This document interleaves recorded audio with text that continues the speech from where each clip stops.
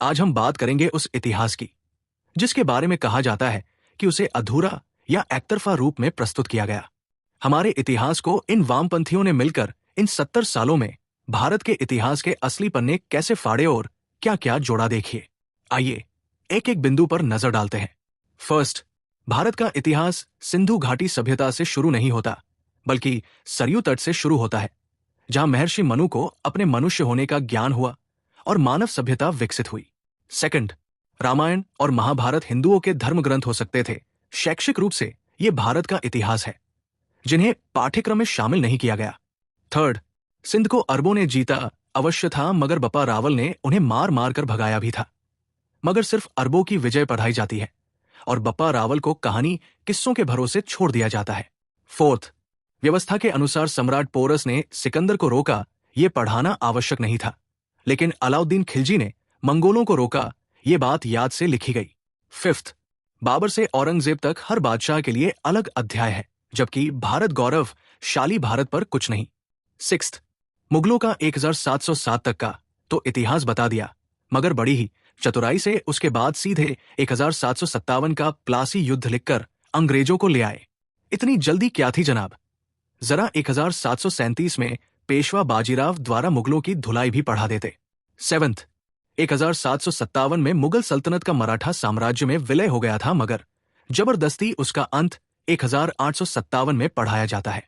1757 से 1803 मुगल मराठा साम्राज्य के अधीन रहे और 1803 से 1857 अंग्रेजों के। 1757 के बाद कोई मुगल सल्तनत नहीं थी।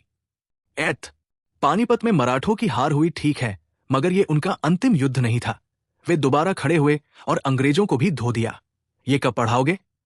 सिर्फ पानीपत पढ़ा दिया, ताकि संदेश ये जाए कि हिंदुओं ने हर युद्ध हारा है, जबकि युद्ध के बाद महादजी सिंधिया ने अफगानों को जमकर कूटा था। नाइन्थ, जितने कागज बलबन, फिरोज शाह तुगलक और बहलोल लोदी पर लिखने में बर्बाद किए, उन कागजों पर महादजी सिंधिया, नाना फडणवीस और तुकोजी होलकर का वर्णन होना चाहिए था। 10th, भारत ब्रिटेन का गुलाम नहीं उपनिवेश था।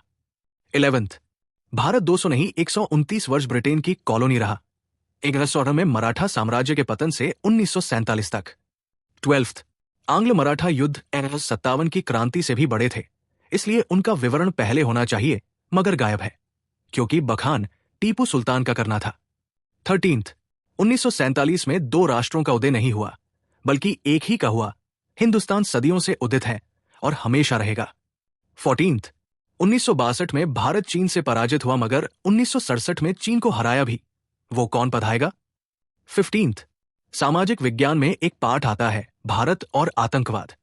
उसमें बड़े बड़े उदाहरण बताए जाते हैं और यह साबित करने का प्रयास किया जाता है कि सरकार की गलती से देश में आतंकवाद पनपा है, मगर उनके पीछे का वास्तविक कारण नहीं पढ़ाया जाता। कुल मिलाकर भारत भूमि के साथ बहुत आघात किया गया है।